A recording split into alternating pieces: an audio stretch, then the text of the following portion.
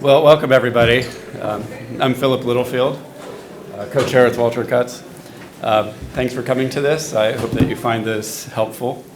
Obviously, this is titled Getting Started with Endoscopic Ear Surgery, so I'm assuming that everyone in here is just getting started because I'm trying to speak to my audience, and I want people who want the basics for getting moving right out of this meeting without having to go through a lot of the struggles that we went through, but to learn from our struggles and have an easier trajectory.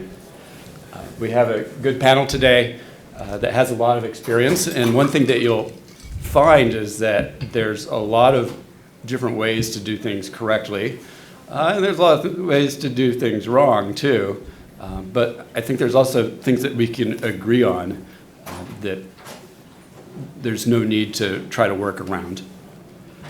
I have absolutely nothing to disclose, do you? Well, no disclosures. Okay. So, Walt and I have been given lots of presentations on getting started in endoscopic ear surgery. So what we did is we took our presentations and just combined them into one. And we're going to do this panel a little bit differently, where we're not going to have individual presentations from the panel members, but we're going to lead them through some questions and scenarios with our own material. So I would like to start with a cautionary tale. I started doing endoscopic ear surgery in 2012. I went to the St. Louis University workshop, and Terabici showed me the basics, and I was pretty excited when I left, and I went back home. At that time I lived in Hawaii. Now I live in California, just for a week. Went back to Hawaii and started doing endoscopic ear surgery, and at first it was pretty fun, and then I started getting painful, and I stopped doing it for a while. And then I got invited to speak at an endoscopic ear course because there was hardly anybody in the United States who was doing endo ear, and I had been doing it for about 6 months, so all of a sudden I was an expert. So I go back to this course, and I think, oh yeah, I do like this. This is interesting. Here's some good tips. And I go back, and the same thing sort of happens. So what was going on? What's going on is I stopped doing the basic things well, really simple basic things. And this is true of all surgery. You got to do the basic things well, or whatever else follows won't matter. So it sounds so simple, but just trimming that ear hair is so important. It will ruin a whole case and make you look like a complete idiot if you just don't take a couple minutes to do that. And the same with using the right kind of endoscopes and the right light source and power. Just those little things, I was compromising on those things. Ergonomics too. And it was making it 10 times more difficult than it had to be.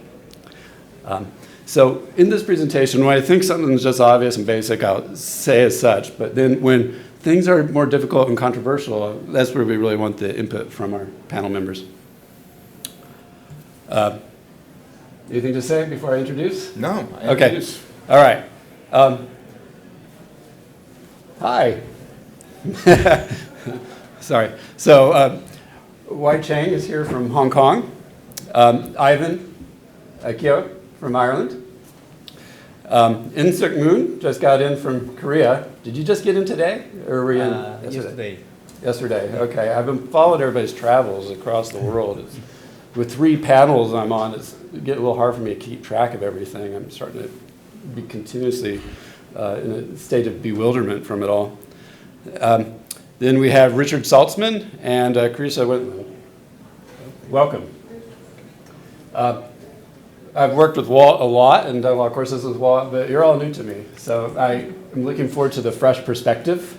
A lot of times there's these circles where we're all kind of saying the same stuff because we hear each other's stuff, but there's really a fresh injection of experience here, and I look forward to it. Okay, so we'll start off with when to use endoscope and when to use the microscope. If you've been doing ear surgery for a while, please just work your way in with some straightforward things like doing ear tubes, very basic tympanoplasties. Don't start by trying to do a stapedectomy. It will not go well. On this slide, say that I use the microscope for stapedectomy. I actually use endoscope quite a bit on the stapedectomy if I put the prosthesis in with the microscope. Some people, I watched Dan Lee at Mass Eye and Ear do the whole thing with the prosthesis, and it's wonderful. I'm just not quite that good. And we all have our preferences and comfort zones. I also see absolutely no reason to do a cochlear implant with a endoscope, but there's other people here who beg to differ. Endoscopic, yeah, I do these things, except I've never done the infracochlear approach, but he has on the slide. But I think this is pretty intuitive what is best with the microscope and what's best with the endoscope. From my personal experience, the most bang for the buck, the biggest game changer is the attic cholesteatomas. If I do not have an endoscope, feel like I am not taking good care of the patient. I feel like I'm below the standard of care without an endoscope.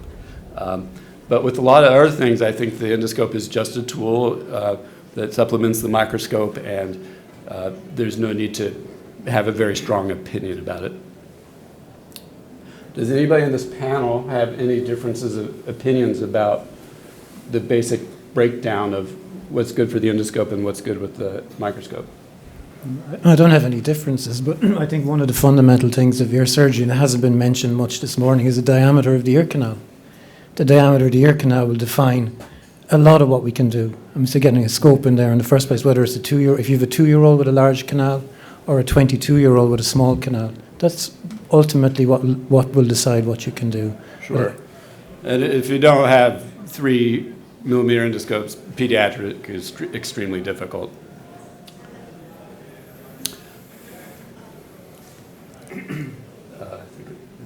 Yeah, sure. We'll go back and forth a little bit. After lunch, we're going to keep busy. I don't want to fall asleep up there. It'd be embarrassing. Okay, so for the panelists, does everyone remove cholesteatoma, at least a small attic cholesteatoma endoscopically on the panel? Yeah. When do you decide that a cholesteatoma is maybe too big or too extensive that you're going to give up from the get-go and are going to have to use a microscope? Anybody want to? When it goes past the horizontal canal, I will typically plan to do a mastoidectomy. I always consent. I do peds, so I always consent the parent for a mastoidectomy beforehand. And then also, if it's just really sticky disease too, and that second hand is useful, I have a low threshold. I kind of learned early on that, kind of putzing around and using that one hand when you could use your second hand, it's really beneficial just to convert to have the second hand. Mm-hmm. Yeah, I agree. I think sticky is an important point because we saw a lot of presentations this morning when cholesteatoma, you're looking at it and it's in cholesteatoma popping out. Yeah. My experience of cholesteatoma is it comes out piecemeal a lot of the time, or you're using your suction to come out, or if it's stuck onto the middle ear or you've a retracted tympanic membrane, that's what makes it really, really difficult. But obviously your analysis of the preoperative CAT scan, you look at your temporal bone, you look for bony erosion, is there any evidence of tegment erosion, these are the things that will define really your approach. Mm-hmm. Does anybody on the panel, you're going to use a microscope, do you start endoscopically for the middle ear work? I pretty much always start endoscopically. Yeah. I think it's a good way to get started. One of the mistakes I made is that when I first started using endoscope is I do the surgery, take all the cholesteatoma out, and then I start looking around corners, and then it's all bloody. You got an edema, and then you can't see very well. But if you start with the endoscope, with the middle ear work, before you use a microscope, you're going to get better with the endoscope. You're going to like your view, and you can actually address that middle ear disease first, which I think is an effective way of doing it. Does anybody get? There's been I know Dr. Kakahata does a diffusion, or he combines an MRI, diffusion weighted MRI, and a CT scan. Does anybody else do that? You do that for your preoperative planning? Yes. Mm-hmm. So we usually have a CT scan and MRI, and we have diffusion scan and ADC scan, which is colored DWI and a non-echoplanar one. And we do fusion studies of that. It gives us a very clear and anatomy and rare the diseases. It do affect our management. In case those are very extensive in the mastoid, or even extratemporal, we definitely not trying to struggle with the endoscope. Yeah, sure. Dr. Moon, do you find a right or left ear more difficult? In cholesteatoma? In cholesteatoma? I don't do the MRI usually, but CT scan is almost every case I do the CT scan, and as she said, below lateral semicircular canal and the posterior lateral semicircular canal is very difficult to do the endoscope. So in that case, I also do the microscope mastoidectomy. Yeah. Okay. In the past, I used to find working on the right ear easier, just because I can place my hand where I work, And you're right-handed? I'm right-handed, Okay. so I could place it on the patient's shoulder. But since I started to use chair with armrests, then I don't think it makes any difference. Any difference? I don't know, Phil, you stand up for right ears, is that true? Because the right ears can be a little more difficult. If you're right-handed, your scope is right where you're going to be working, up in the attic in the superior region. So sometimes for a right-handed surgeon, right ears can be very difficult. But you started to stand a little bit, and I did start doing that recently. I haven't really made up my mind yet, but when you're sitting, you have your arm out like this, it's kind of unstable unless you have it rested on something nice. And when you're doing sinus surgery, you lock your elbow in like this to keep it more stable. Then I realized I could stand up and do the same thing on the ear and have a little bit more mobility on a right ear as well if you're right-handed. Yeah. But the problem is if you're going between the endoscope and the microscope a lot, you're going to drive the OR people crazy with raising and lowering the table. we keep anesthesia awake, it's perfect. So operating room setup. So this is a typical setup. You want the screen across from you. This screen's a little bit high here, so that's going to. One of the biggest advantages of endoscopic ear surgery over microscopic is ergonomics.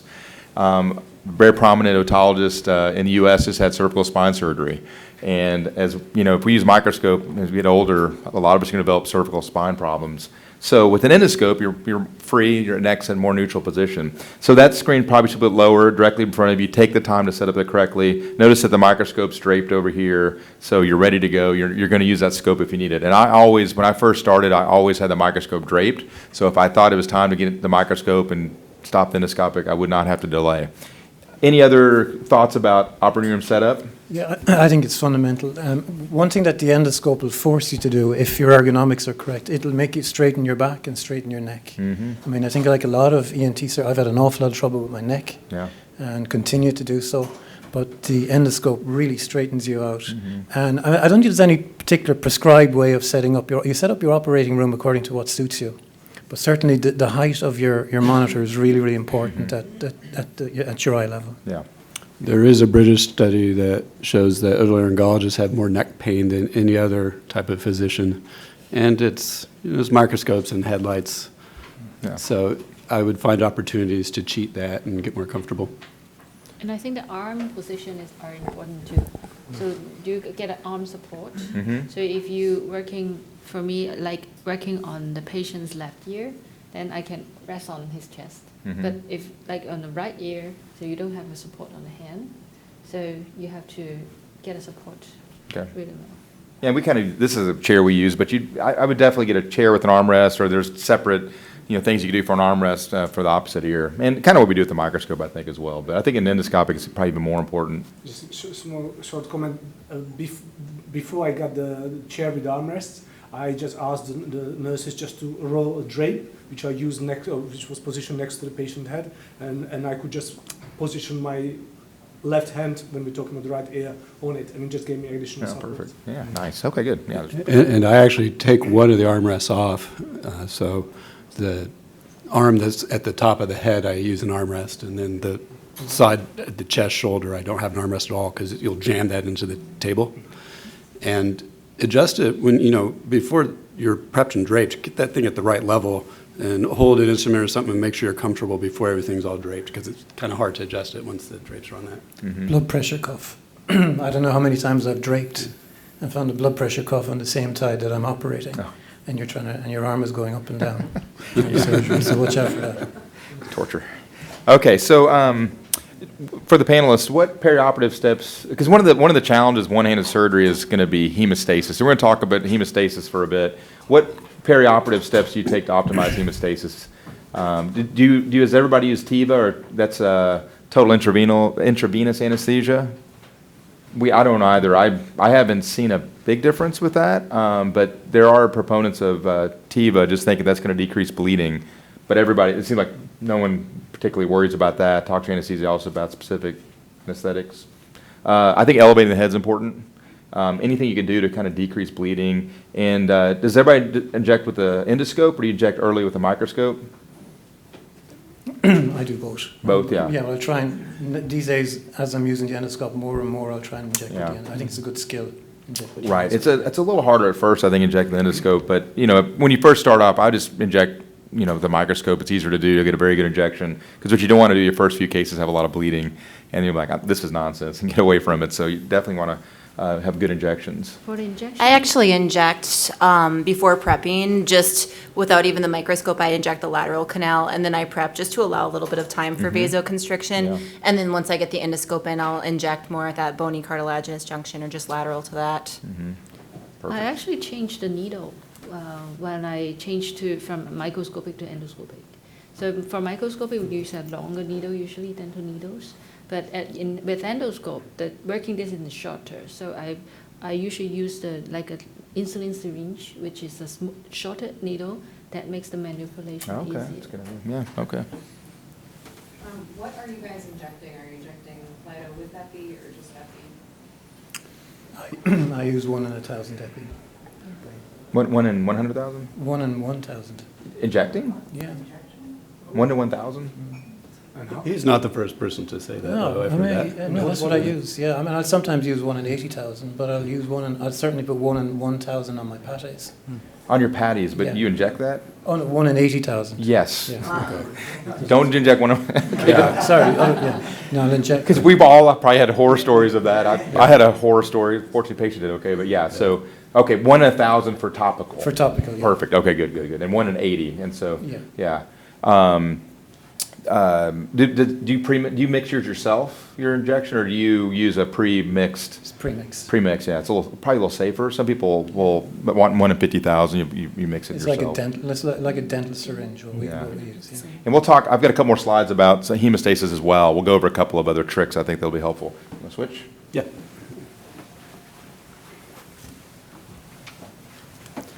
So, there's exhibits with lots of special instruments, and I've purchased many of those instruments for my own institution, and I've used some of them. But really, you don't need to have every instrument. Most of what you're going to do is with the instruments that you already use a lot, and maybe 5% of the time you're going to look for other instruments. I would work with the endoscope for a while before buying anything. And we'll talk about a couple exceptions, but really you can do most of these cases with instruments that you already have. So, having said that, if you could just have one instrument that's not standard, what would it be? I'm going to answer first. For me, it's a curved suction. Yeah, and I like the Thomason dissector. I like the Thomason too. The suction, I use the disposable one, so you can always bend it. Yeah, that's what I do as well. I bent the suction and then had to pay for it. So don't tell anyone you bent a suction if you do. I like a fish, which I think is like a Thomas. It's like, Yeah. fish dissector. From the Panati set, I like the suction dissector, which there are a few different sizes and angles, which I believe they can really save a lot of time. So you don't really need special instruments, but if you get them, it saves you time. Yeah, Dr. Terabici, actually, we did this similar talk a couple days ago, and he's like, no, you need special instruments, because once you use those sets, he goes, I don't know how I did it before. So I don't have those sets. We've got a few, but I need to get them. Which set is that? Basically, there are, as far as I know, there are 2 manufacturers. There is one endo-ear set, which was just, I think, put on market last year by Grace Medical, and there is by Spiegeltheis, which is a German-based company, and it's called Panati set. Professor Panati just walks around here. Yeah, and I agree. I love the Thomason. That's really great for getting up into the nooks and crannies. But even you need a curved suction, in my opinion. And I have just one I made myself just because I like the angulation a little better. So I have one curved up and one curved down, both a 20 and a 24. And sometimes when they go through sterile processing, people will uncurve them for you and you'll have to recurve them. But they've actually marked them to try to prevent that. But they're just really helpful. So you put the wire into the suction and bend it so that it doesn't crimp. And then you take your tragically accidentally bent suction and keep it somewhere else in between cases so nobody straightens it out. Yeah, I bought the whole Panati set, but only one suction dissector used now, because in the elevating the flap in the first step, we need to breathing control. So that only one is very useful. I don't use not the other instrument now. So only one is a suction dissector. I think the key is the curvature. So because of the endoscope, we can see much more angulations. But without an instrument with angulations, you can see it, you can't edit. It was struggling. Sure. If that was happening to me when I started, I could see whatever I wanted to remove, but I couldn't get there.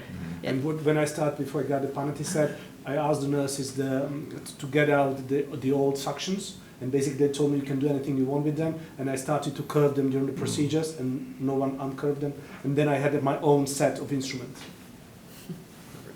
So thank you.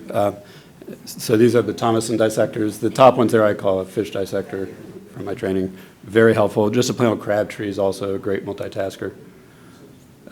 These are disposable suctions with the brand names removed. And that's what you use? This is what we use. And these are a few dollars a piece, and just bend them and throw them out after the case. And we have good. Every now and then you'll crimp them, so that's a good to keep the cleaner in there. What do you call that?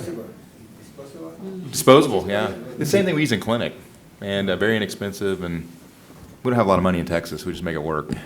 You can waste a lot of time fiddling around with cleaning the scope. There's several ways to do this, but have some defog taped right next to the ear, and then a separate sponge, or there's different materials you can use with saline to clean the lens as well. Don't be reaching, handing things to the scrub. You just want to be able to have a station where you go like that really quick. I usually keep a cup of warm saline too, and dip the endoscope in there, especially at the beginning of the case when the endoscope's still cool and fogs easily. Warm saline. I always have a dry swab next to it as well, because during the procedure, sometimes I have a little blood at the entrance to the ear canal, so I just take the dry swab and just do this a few times during the procedure. We call that a wet willy in the United States. Sometimes you have to do that. Okay, so any other tips for camera fogging?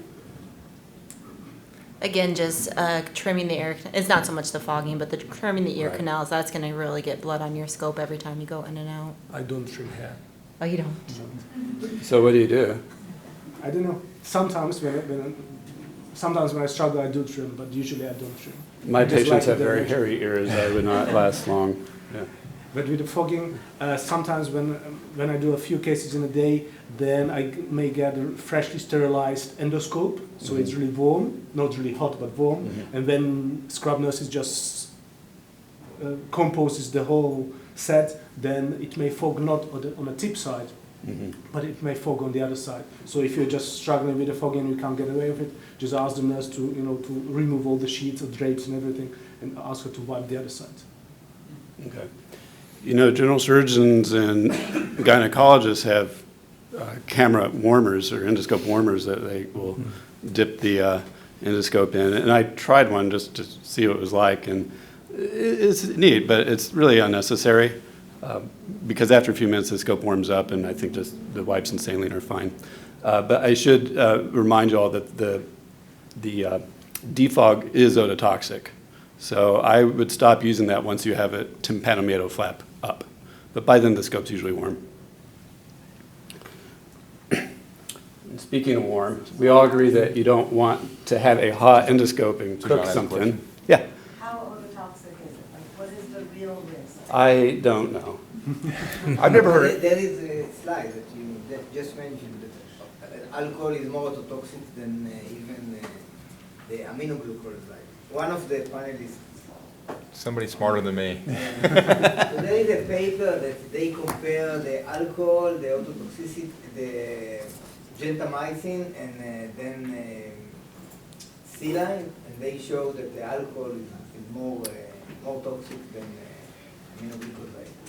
You know, and Sujan, I defog it the entire way. I just make sure that it's not going to drip around the oval window. I mean, it's kind of common sense things, but yeah, you know, you think about those things, right? I've not heard any reports of such a worry. I mean, in the United States, we live in a medical legal climate, right? Yeah. So somebody used the pink stuff to clean somebody's ear and got a dead Yep, ear. yeah. You know, so it's just something there. If we say don't defog, that's a different word than saying defog, wipe, and use, where you're really not introducing so much solution. Yeah. I think it's fine to do that, as long as you're making sure you're not going to drip it into the middle here, which I've never had that problem. So I'll rephrase and say, be careful. Okay, just like chlorhexidine, you gotta be careful. Yeah. Yeah, I Think so. typically, I will have the micro wipe right next to the defog, so I'll go defog and then micro wipe, and then that way it's not gonna be dripping into the inner ear structures. Yeah. Okay, so too much light's unnecessary and potentially harmful. The only real complication I've had from an endoscope that I wouldn't have had anyway from a microscope is thermal injury. I'll present one on Saturday, but be careful. And so, having said that, what light settings do you use? That's my slide. I use 10%. 10%? Yeah, we start at 60%, and then I think one of these meetings, you learn every time you come to these meetings, and then someone's showing 10%, and you put 60 and 10 in your OR, there's no difference. You probably go 1%. It's such a small area, and with 10%, the chance of having a thermal injury is you pretty much eliminated it. I would definitely not go more than, I would say, 60%. What do you guys do? I use a LED light source. Yeah, that's a good point too. Yeah. So, I mean, depends on the type of light source. I Yeah, presume you yeah. use. There are studies that show that halogen light source produces most amount of heat. Then on the second place is the xenon, and on the third place, so it means for the same amount of light, produces the smallest amount of heat, and that's the lead. And actually, the International Working Group on Endoscopic Ear Surgery recommends using lead light source, and if you need to, xenon. And actually, when we just did study, it's not published yet, we compared quality of pictures when you change the light source setting. We went from 100 to 10, and actually we found using LED light source, and we found out when you go under 20, then there is small change in quality of picture. Our eyes can't notice it, but the picture processing can. Interesting. Very good. So I use 30. These light sources are engineered for removing gallbladders, and they're overpowered for what we're doing. I'm hoping that we have something tailored to our specialty. And frankly, I don't know why you can't filter out the infrared frequencies. They're non-visible and convey most of the heat anyway.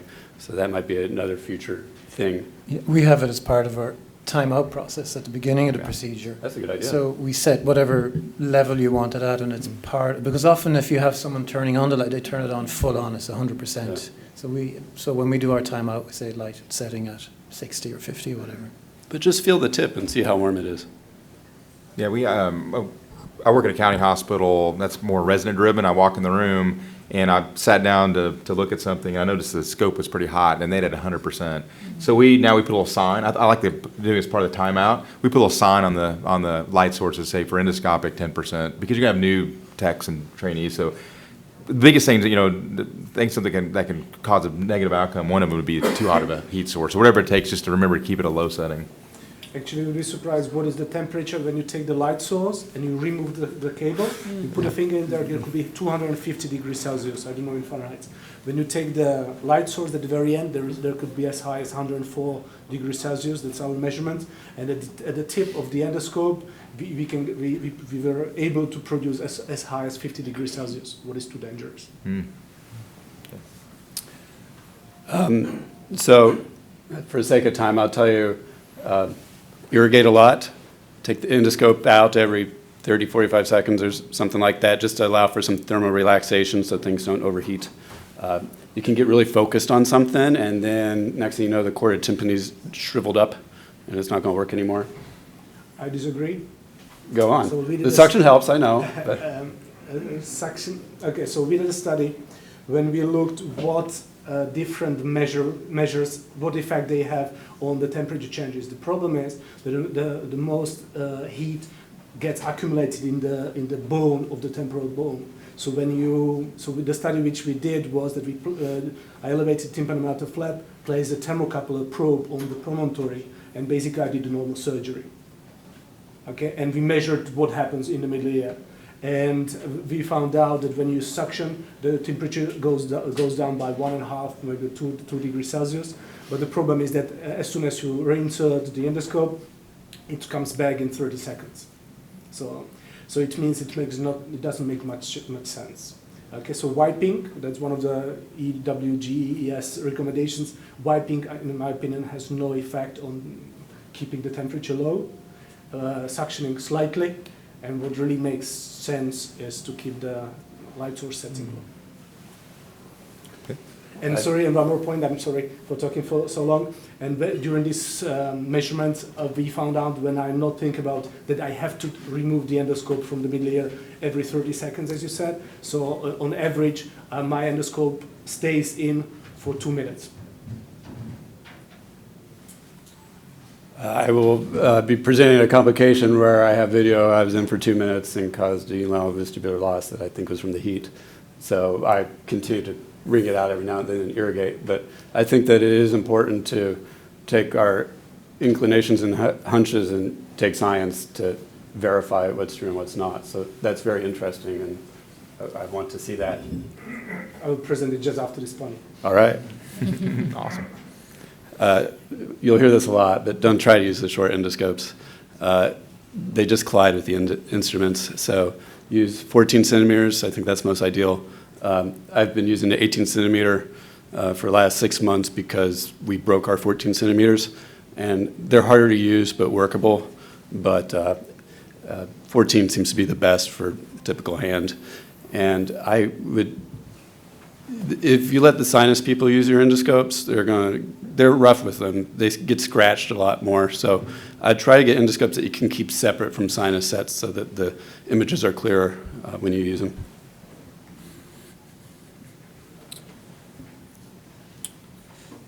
What size?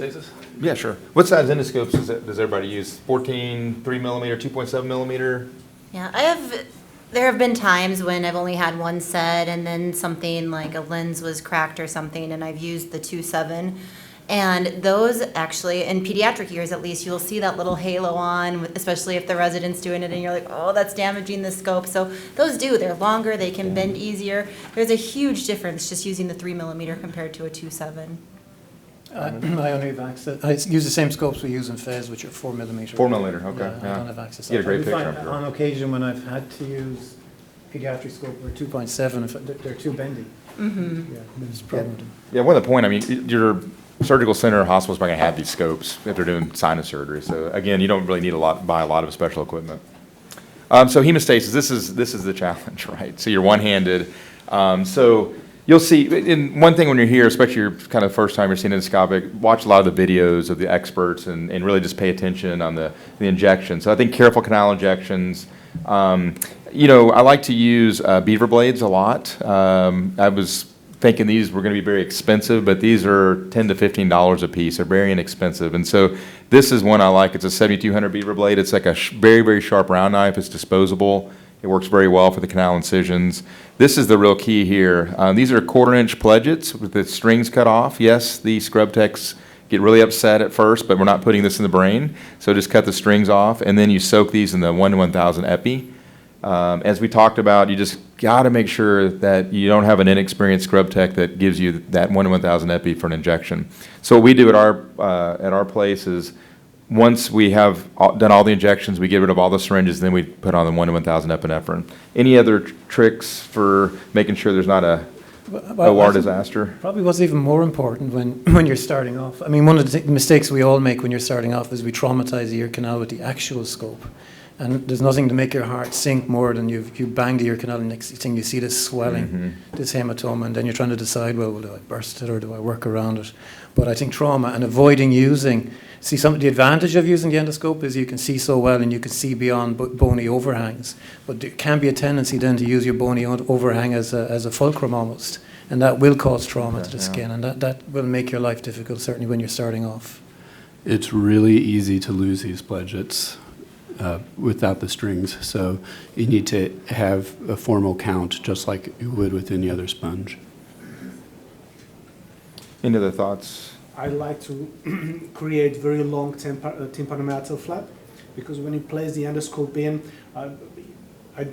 unintentionally, very often it's somehow placed over the posterior wall of the ear canal, and if the bone is exposed there, then you will not cause extra bleeding. But if the tympanomeatal flap is short, then basically you are causing damage or traumatizing it with the endoscope. So I like That's a good point, yeah.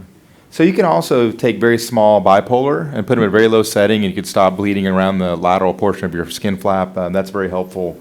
Does anybody use monopolar or bipolar cautery in the ear canal? Yeah. Yeah, I mean, you'll see some videos of people, if you use, monopolar cautery especially, it's got to be extremely low setting. I know Dr. Cohen uses 1 to 2 as a setting. Yeah, I rarely use it. You rarely use it. Someone was showing it the other day. So, but yeah, you've got to, obviously, you don't want to have a injury to a facial nerve because of, but you can, especially bipolar can be helpful if you got a really, a bleeding that's persistent and difficult to treat. And then patience is what we're all great at as surgeons. That's the key as well.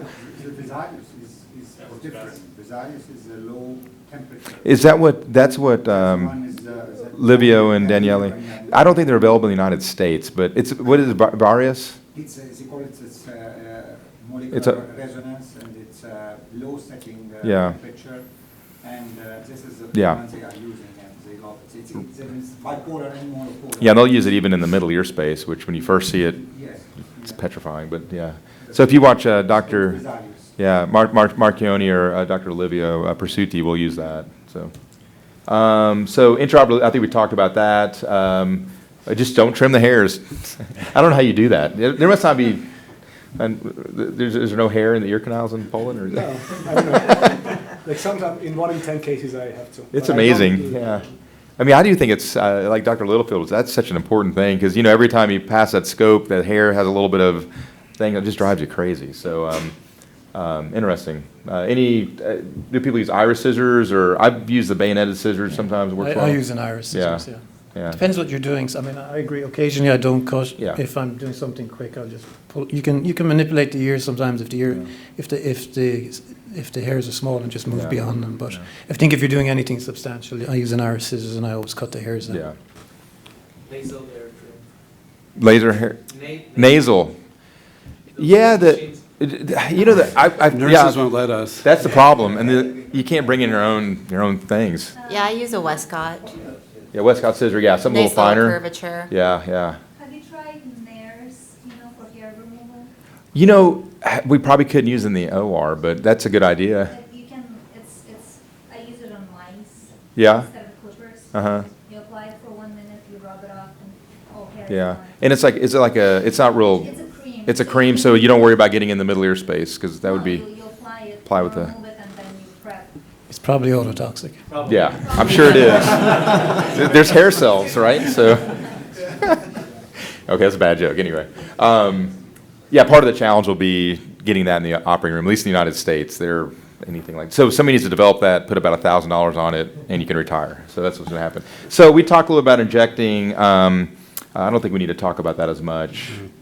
And then, so here's one of the challenges is getting the gel foam or whatever into the ear canal one-handed. And so you can see I'm holding a scope in my left hand. I had the scrub tech just place the small piece of gel foam anterior to the pinna, and I just sort of stab it with an annulus elevator. And it's a pretty quick way to get gel foam in and out of the ear canal. Like if I'm putting a lot of gel foam to pack the ear canal or the middle ear space. A common way also, you could just pass alligators. I think this way is pretty quick. So any other tips on, these are the part of the surgery you don't want to spend a lot of time on. You're just trying to get some gel foam in there. So. Yeah, it's helpful to have 2 alligators, and what I tell people is, or the scrub tech, to take it, soak it in I use ofloxacin, and then to squeeze it before grabbing it with the alligator, because if they squeeze it on the alligator, it's going to become more adherent to the alligator. Yeah. So that kind of keeps it separate and not too sloppy when you put it in there. I use a rosin needle. We use 2 rosin needles, so the assistant loads one and you put one in and over and back. Yeah, But do it stick on the needle? Yeah, but I use drops as well, which makes it a little bit easier to put them I use 2 rosin needles as chopsticks. Oh, you're probably better than I am. I can't wait to try that, man. That's going to be awesome. So you need a video next year, or Kid, I want to see that. That's awesome, man. I have a presentation on the chopstick technique. And we are presenting on canal packing with TCL instead of gel. Just injecting. Yeah, there's injectable gel foams, and I'm learning these things. I'm going to try some of these. TCL, okay, good. How long does TCL stay present in the? 1 to 2 weeks. Really? Okay. So Plus you get your You don't hemostasis. see them in the first week or two. Okay. The first post-op I gotta is see what the we do with chopsticks. microscope second, like Okay. 4 to 6 weeks with an audiogram. Yeah. Didn't need a And knife you and don't see fork. anything, less oozing, less bleeding. Okay, man. And you just, that's for your canal? Your canal? Canal. Okay, yeah, yeah. Okay. I mean, these are little things, but again, with one-hand surgery, you do have to develop some of these little tricks to make life easier, so. Phil, I think you're back up. All right, this is my contraption. This is your contraption, that's right. So if you use a KTP laser, there's smoke with the first hit, and then you can't see anything. So I struggled with that for a while, and then I just took a 25 gauge spinal needle and taped it to the endoscope and hooked up a second suction. It works really well. Now, I actually don't do this anymore because I switched over to a CO2 laser where helium comes through the fiber, and I'm not going to name the laser, but that helium coming out blows the smoke out. But if you're using a visible length laser, like a KTP or argon, this works quite well. I will say, as far as using lasers, with the endoscope, by far is easier to use the CO2 because your eye protection is clear. And when you look at the video monitor, you can see what you're looking at. But all the other lasers, you put on those orange goggles, and you cannot tell what's what with the monitor. It's not like with the microscope where there's the filter that just filters out that single wavelength. So I would suggest CO2 if you have the choice. There's a couple brands you can choose from. It's your choice. But you can use any kind of laser if you want to. It's just a little bit more difficult with the others. Actually, they have filters for endoscopes for the 532s. We don't use it, but you can actually get a filter for the scope. I've never tried one, like for the visible. But you're looking at a monitor with orange glasses. No, but so we don't have, at our institution, as long as it's in a cavity, we don't have to wear the glasses. Oh, I had to wear them. No, there you There's a go. laser turned on in the room. So, but that wouldn't help you anyway. Okay. Any other thoughts about lasers? Do you guys like to use lasers with the endoscope? I don't use it too much. I use it to eradicate cholesteatoma where it's adhesive, and I don't think I've sufficiently removed it with a dissector.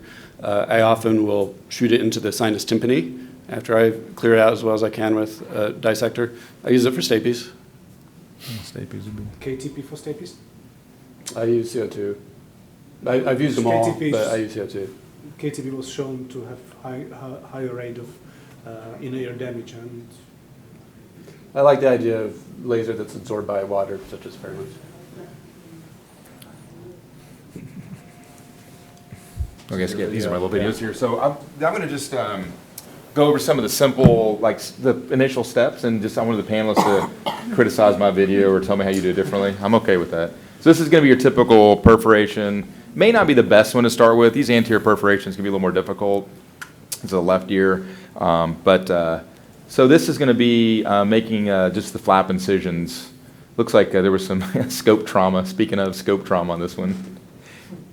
And so I use a D knife, but you can use a sickle knife or a beaver blade. Any thoughts on you were saying that you make a longer temporal flap? I usually 5 millimeters, and it seems like 5. Basically, what I do, I measure the millimeters. Like I place the tip of the rosin. I do it with the rosin blade, so with the rosin knife. So I place it on the annulus, and then I just make 1, 2, 3, 4, 5, basically, and I say it's 5 millimeters. Okay, yeah, it's one rosin. I think that them being Boston performing it. Yeah. Will show what the environment.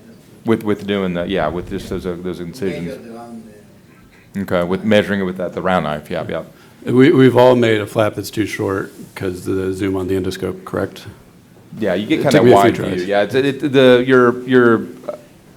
to make that incision's a little different than a microscope, just because you got kind of this like wide look at everything. So you're going to probably want to make it a little longer than you think for those first few until you get the idea of the flap. And then this is going to be raising a temporal flap. I think once you do a few of these, you're going to prefer endoscope over microscope for raising temporal flaps. It is, I think you just see better, it's quicker. So I think one of the helpful things is using those pledges to kind of push the temporal flap down, and you can see the annulus clearly. But this, any tips on raising tomato flap, that's probably what we do about every case. So The Panati said rosin knife helps because it sucks the blood away, so there would be definitely, you can really see the plane where you're dissecting. yeah. Yeah, so so use a rosin, we get near the annulus. Is that what you're saying? I'm saying that there is a rosin knife, which is a part of Panati set, and it sucks in the same time. Perfect, yeah. The other thing too is, once you're raising that tomato flap, that blood will collect at the annulus. So once you enter the middle ear space, all the blood then goes in the middle ear space, and so that's going to help the hemostasis. Getting into the middle ear space is very helpful. And you just need to periodically suction on the cotton balls. The cotton balls will wick up the blood, and you just have to periodically tidy that up. I mean, there's a little bit of an anterior overhang there, but I don't know if I would lift the tympanomeatal flap to do that. I mean, I think I could do that without lifting a flap. I use cartilage. I'd make a button of cartilage, and I would probably just fashion in such a way. I mean, I wouldn't use a flap for that. I would take a button graft, tracheal cartilage, button graft, cut it with a knife, make it in such a size so it fits it can go through, but it also goes underneath. I'd put an underlay cartilage graft there, and I think that's where the endoscope comes into its own. Yeah. You can see those anterior perforations. Good technique. Yeah, that's great. Yeah, I need to do more of those. I don't do a lot of butterfly grafts, but I've seen a few videos recently. Look great. Not very butterfly, simple. Underlay as opposed to. So you're doing it's like you're stuffing it through. Yeah, I've done both, but that's a little big for butterfly, isn't it? Yeah, and they're. But you would just work through the perforation. Work through the perforation. Yeah. I would freshen the edges. Sure. I don't know if everyone does that now, but I would I'd try an underlay first. And okay. Would anybody else do that? Just stuff it through the perf? I usually raise flaps, but yeah, I think it's a good way of doing it. Can I ask? Oh, of course. How you can address the tympanic meringosclerosis? Or you leave it alone in the tympanic membrane? It's always a good question. It depends. For me, it depends. If it's coming right to the edge of the perforation, I'll take it. It makes the perforation a little bit bigger. Sometimes makes it easier. Yeah. This one, I don't think the meringosclerosis was too.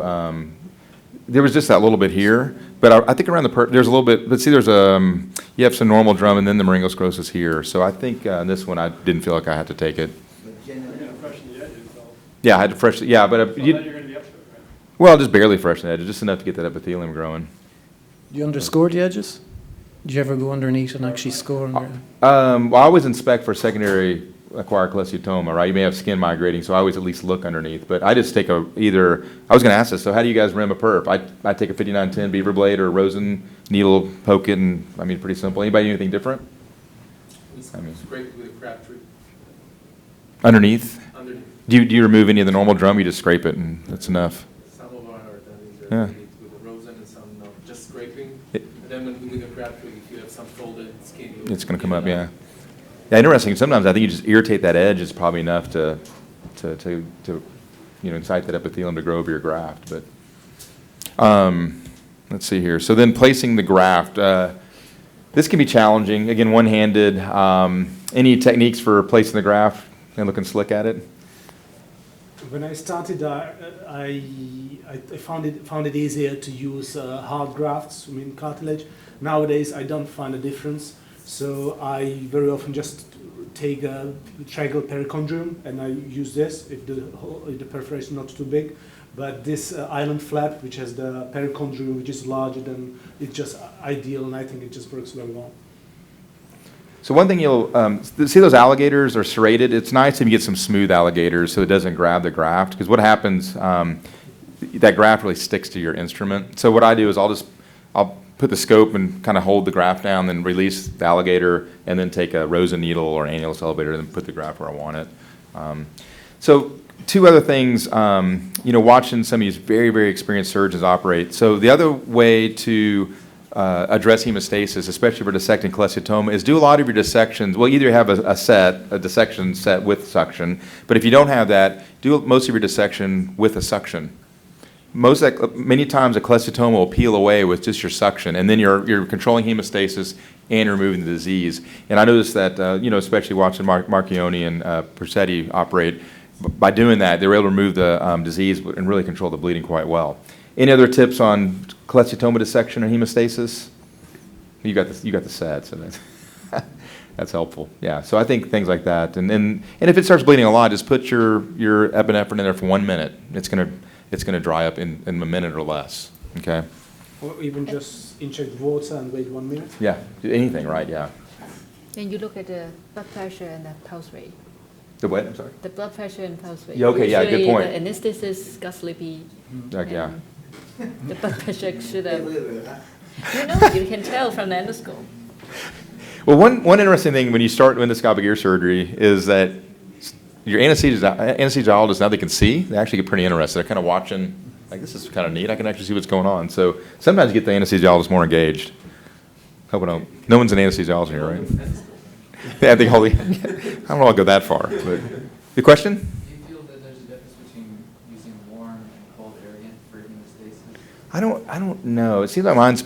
I haven't compared the two. Anybody? You probably have a study on that.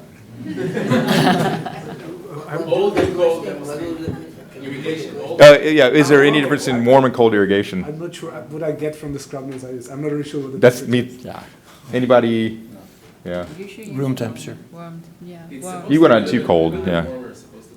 But if you think of abdominal surgeons, they use warm scrubs, and for neck we use cold ones. So I'm not really sure if that makes difference. But I just remember from that abdominal surgeons use warms.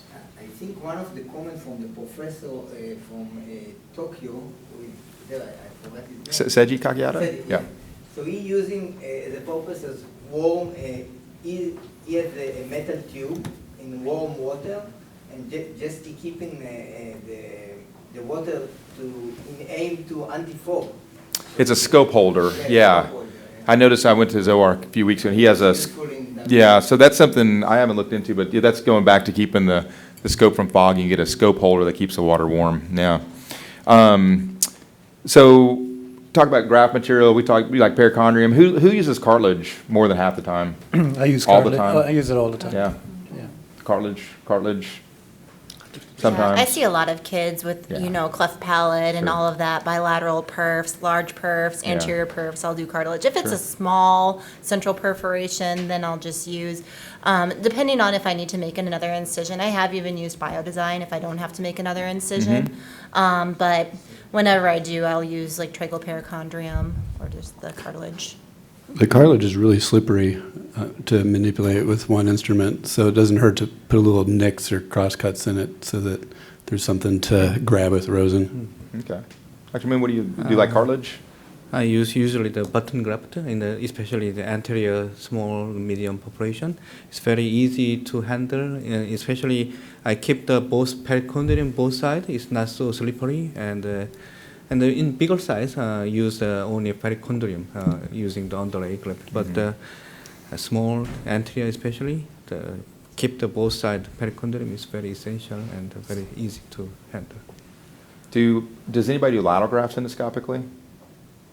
I have, if it's favorable in a large canal. You'll do. So how do you do your canalplasty? Do you use drill? Do you use curette? So I'll use a drill. Yeah, drill. Okay. We'll talk a little bit about that in a second here. Okay. Yeah, I still do large number of lateral grafts, training at house, and I use a microscope. I've done that many times. It's pretty efficient. But that's some of the. I know my colleague Dr. Isaacson does them endoscopically. And what about biodesign or allografts? Sorry, allografts. No names here. Does anybody have, using any sort of allografts materials? One of the advantages of endoscopic, it's minimally invasive, but then you're making an incision for fascia or perichondrium. So some people, and plus the time to get the material. So I don't know, has anybody used any of the allografts? Not really? Yeah, I've used it. What do you It's think? worked well. Works well? Yeah, it's very easy to handle, Yeah. and it does save time, and it saves the incision. And people are usually thrilled to find out that there hasn't been an incision overall. Does it work just as well? From my experience, it has. But I'll only use it on if it looks like it's going to be a difficult one, I'll use cartilage. Dr. Cohen, don't you have a formal study going right now? Yeah, well, that's a retrospective review, but where, a lot of people want to look at that question prospectively for the porcine small intestinal subepithelium. What are the long-term outcomes for that? So your level 4 evidence, it was okay though? Was that? With your level 4 evidence, it seemed to work as well? Level 4 evidence, it's great. Do, does anybody have, have you used any sort of allografts materials? One of the advantage of endoscopic, it's minimally invasive, but then you're making an incision for fascia or perichondrium. So some people, and plus the time to get the material. So For evidence, it's great. Do you have the patient sign a separate consent since it's porcine? I do not, and actually Cleveland has a very high Jewish population, Yeah. and it is actually kosher, so I let them know, and they're all very okay with it.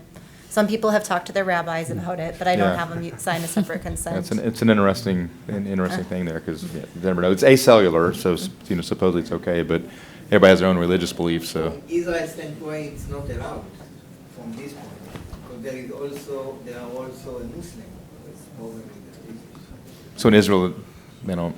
Okay. Maybe in the future. Yeah, interesting. Okay. So I'll just add to that, I always mention it during consent that may be a product that I would use and ask the family if they have any objection to that, just up front. Yeah. I know the company has letters from a rabbi and an imam stating Yeah. that it's okay. Yeah. But, Yeah. everyone's personal belief is different, so I just Yeah. put it out there and say, hey. Something to think about for sure. Yeah. Gel foam. How do they manufacture gel foam? Well, that's a good point too, right? Purified for against skin. Yeah. No, that's a good point. But we've used it forever, so. Do you consent the patients for that? I agree.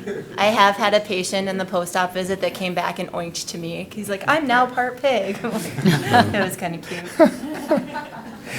Yeah, they don't oink at me, that's for sure. Okay. A couple, maybe I think a couple quick things. Dr. Pat Antonelli has come out with some new research with concerns on fluoroquinolones and inhibiting fibroblast. 4 minutes. 4 minutes, cool. Does anybody have any problems using fluoroquinolones for their packing, or what sort of antibiotic do you use? Just whatever, probably fluoroquinolone in most cases? Okay, yeah. So we have only a few more minutes. So I'm not going to worry about that. So removing bone, I'll quickly talk about that. Curette works great. We actually have a piezoelectric device, works fantastic. The tips are very expensive. They're about $700 or $800, so that's a little bit of concern. You're doing these brief outpatient cases. And the drill works well. I just fill the middle ear space with irrigation and then drill and kind of dip the drill to clean it with it off, obviously, and then drill again, and then you just irrigate every now and then. Any other thoughts on bone removal? It's always a little challenging. Sharp curette. Sharp curette. Proper size. I don't know what that is. No, I'm just kidding. Exactly. Sharper the better. Sharper the better, okay. Any other thoughts on the? I don't use drill because I'm worried that I will damage my scope. Yes, yeah.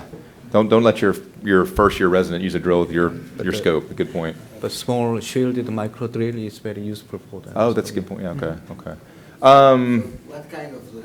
Skeeter? You mean skeeter that you use? Or usually I use a regular otologic drill, but I turn it down to like 5,000 or 10,000 RPMs. But I use a regular, whatever brand I use. So it's like a Skeeter because Skeeter works on 5,000. Yeah, yeah. I think it's the Skeeters are pretty flimsy, and I think using a regular otologic seems to work a little bit better. So here's a couple, if you want to read through this, but we have about a minute or two. Any other questions from the audience? What about the tragus perichondrium instead of the temporal fundus? Well, I think most people seem to use a more trachoperichondrium. Yeah. I think it's probably, I use that if I'm doing endoscopic because I have to make a post-auricular or any incisions. I think they work comparable. I think. I mean. And it's really minor scratch. We talked about it. Endoscopic ear surgery is minimally invasive. Patients don't know. Cosmetically, it's perfect because the incision is done at the back, and they don't know about it. They definitely causes no pain. They don't worry. Just in case there's an issue with removing the stitches because they may not like it, but that's the only issue.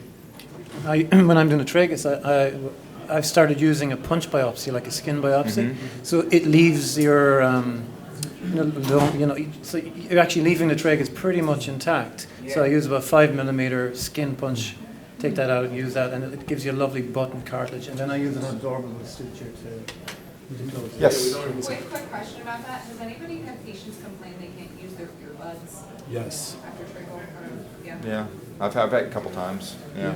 The punch works well. It's just like yeah. a normal. It's just like a normal. That looks grabbed up. It's just a hole in it. Yeah, so it's not going to. Yeah, and you just bring it down. One time for one more question. I have a comment here. As regards to the point of bone drilling or bone removal during open surgery, I think it's a very, very important step. And we can tolerate the tool of bone drilling according to the steps or the procedure I perform. As in performing endoscopic stepectomy, I prefer to curate the bone. But during performing transcanal episiotomy or transcanal epicontroscopy, I prefer the non-commoted radius.